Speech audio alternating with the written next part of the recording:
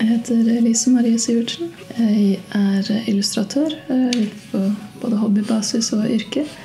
Jeg lager tegneserier, historier, generelt illustrasjoner.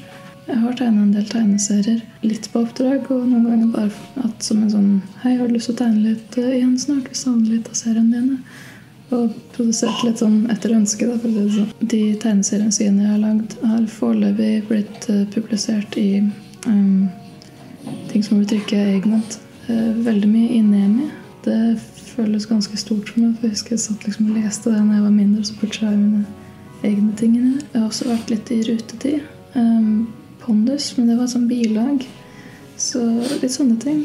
Så veldig takknemlig for all den hjelp og Egmont har gitt meg. Så jeg har egentlig alltid tegnet, sånn helt siden jeg fikk en blyant i hånda. Så er det den type klisjeen. Jeg begynte litt mer seriøst med tegning når jeg var 13 da. Jeg har liksom bestemt meg for å begynne å bli litt god på det på en måte. Prøve i hvert fall. Når det gjelder sånn hva som har påvirket litt hvordan jeg tegner og sånn stil jeg har, så tenker jeg, det er jo litt Disney-preg da, for jeg vokste opp med Disney. Ellers så er det litt sånn små ting av forskjellige stiler jeg kanskje har likt og prøvd ut med min egen stil, og så har det bare blitt en sånn utviklet seg til slutt til den type stilen jeg har, tror jeg. Så en kombinasjon av mange ting. Det føles litt sånn kjipt å si egentlig, for jeg har jo gått på tegning for en farge, 2 år på videregående, og 1 år på tegneserielinje. Så det føles litt sånn kjipt å si at jeg er selvlært, men av det jeg tegner, så er jeg det. For på skolen så har jeg lært sånn som kunstteori, fargeteori, komposisjon, sånne greier, mer tekniske biter. Mens det å tegne og hvordan jeg tegner, det er mer utviklet litt selv utifra hva jeg har lyst til å lære og hvordan jeg synes det burde se ut og sånne ting. Det går litt kjappere når jeg lærer ting selv. Så det jeg liker aller best er det å lage historier, har jeg funnet ut. Jeg har liksom tenkt litt på det. For når jeg skriver så er det historier. Når jeg tegner så er det historier i bildene. Og når jeg animerer så er det jo levende historier på en måte. Så det blir bare forskjellige måter å uttrykke en eller annen slags fortelling på.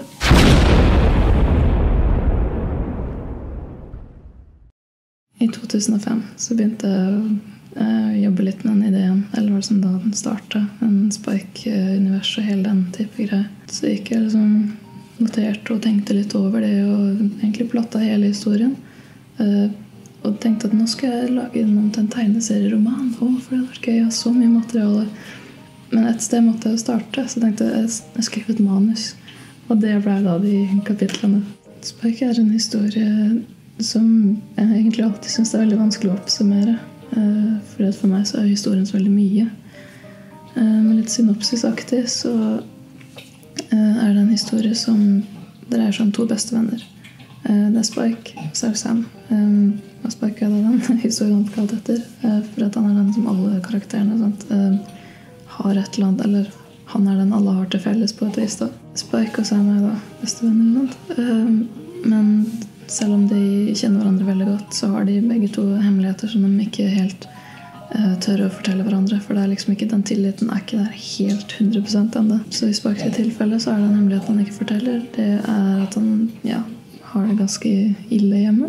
Veldig mye sånn vold, misbruk til og med, ganske dystre temaer på den siden av historien. Sam sitt liv er på en måte rake motsetningen, ved at alt liksom bare er sånn der regnbuer og lyst og hurra. Mens hans lille hemmelighet er da at han ser på Spike som litt mer enn en bestevenn, men er litt nervøs for hvis han sier det til Spike, hvordan vil han reagere. Litt videre ut i historien så forteller faktisk Sam det da. Hun forteller det til Spike, og det er liksom der den der store konflikten, eller liksom der hele greia begynner da. For Spike tar ikke dette her så fint. Så hva skjer da? Når jeg begynte å skrive den, så hadde jeg en veldig tydelig visjon om hvor jeg tenkte den skulle være, liksom start, hoveddel, slutt, alt hadde jeg på plass. Men så begynte det å gå litt bra på DeviantArt, så jeg fikk litt oppmerksomhet rundt det, og folk begynte å komme med sine ideer, da, hva de synes burde skje og sånt. Jeg tenkte at jeg burde jo høre litt på det, det er for dem jeg skriver dette her nå for det. Men det gjorde at hele greia stoppet opp. Så det har vært ganske mange år hvor jeg ikke har visst hvor historien skal ende. Jeg hadde bare innledning og slutt. jeg ante ikke hvordan den hoveddelen skulle passe inn lenger, for det var så mye innspill. Høsten 2014 så tok jeg bestemme for at nå må jeg bare resette hele greia.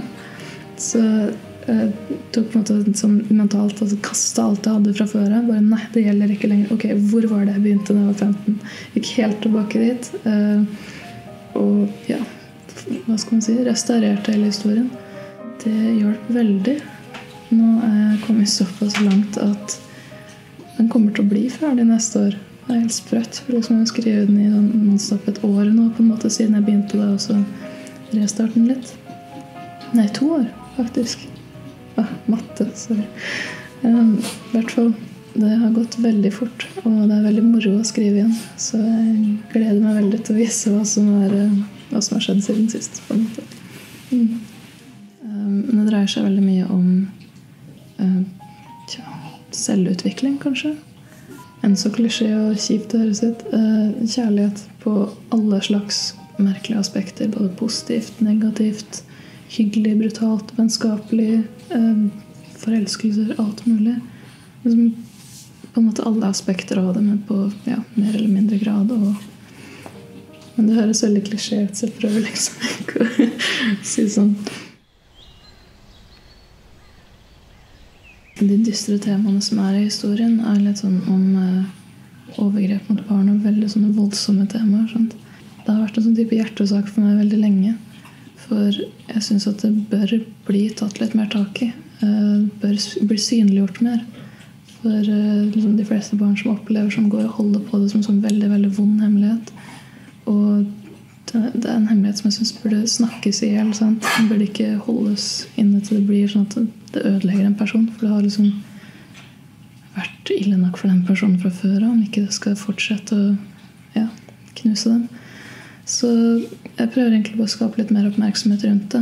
At hovedkarakteren en gutt, det var jeg veldig bevisst på at det måtte han være. Fordi jeg føler at når det gjelder sånne historier, eller til og med bare i media, når det overgrepssaker, sånne ting, så blir det veldig lite snakket om hvis det en mann det gjelder, eller om det en gutt, mann, i det hele tatt hannkjønn. For det sånn, jeg synes det burde være greit at det liksom, menn også har sine sårbare sider, sant? Jeg blir så sint når jeg hører at det vært en overgrepssak mot en mann, og blir latterliggjort, eller bare high five, liksom, sånn, hva i alle dager. Så jeg vil skape litt mer lys om det, på en måte, så ikke bare liksom, det der kvinnelige stakkarslige offeret, men så klart det trist uansett.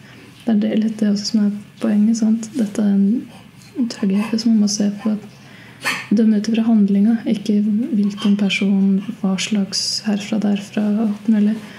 Det handlingene som liksom ondskapsfulle, og det ofrene trenger hjelp, liksom, uansett hvem de hvor gamle de hva som helst. Jeg vil at de skal bli sett litt i, ja. Det veldig, veldig, veldig koselig å få positiv tilbakemelding. Jeg også veldig takknemlig for alt av konstruktiv og negativ forsøkt tilbakemelding. For jeg lærer jo av det. Så det veldig koselig å få ros for tegninger og sånt. Men jeg tror de tilbakemeldingene som kanskje har treffet mest, på en måte, eller som jeg husker best, folk sender jo notes og sånt på DeviantArt noen ganger. Og når det gjelder den Spike-historien, så har jeg ofte fått tilbakemeldinger på folk som liksom forteller på hvilken måte den har påvirket dem veldig personlig. Sånn at de kan kjenne seg igjen i det, som jo litt trist i noen av tilfellene. Men at det har hjulpet dem veldig på et vis. Og for meg så liksom det største komplimentet jeg kan få, at jeg faktisk har hjulpet noen ved noe jeg har lagd. For det sånn, da føler jeg at nå har jeg gjort det riktig, og det var det jeg ville. Altså hjelpe til på et eller annet vis. Men uansett, så, om det positivt eller negativt folk sier om tegningene mine, så er jeg glad for det uansett. For sånn, hvis det positivt, så det sånn, ja, hurra, det gjorde det riktig. Hvis det negativt, så det, yes, nå kan jeg lære noe. Jeg gjør det fordi at jeg bare må få ut den historien. Men jeg også litt redd for hva skjer når den ferdig. Hva skal jeg gjøre da, liksom? Hva skal jeg finne på det? Det jo ingenting mer. Jeg har helt seriøst så har jeg veldig mange andre prosjekter også. Det jo bare å fortsette på de. Jeg håper å kunne ha historiefortelling som et yrke. Det håper jeg. Men enn så lenge så det bare en sånn ting jeg gjør for moro skyld, fordi at det gir meg mye tilbake liksom, i å få lov å liksom, fortelle litt historier og sånt. Ha noe å pusle med. Ha noen litt sånn målrettet greier. Men håper at en dag når alt ferdig, og når det liksom klart til å selges da, på en måte, at det noe som lønner seg på et vis. Men helt ærlig, mest av alt så håper jeg at det lønner seg i form av liksom, det emosjonelle da, på en måte. At det gir noe tilbake til folk. At jeg tror jeg får veldig mye tilbake av det liksom, bare å vite at det gjør noe bra for folk. Det liksom god nok betaling for meg. Selv om mat jo viktig da. Så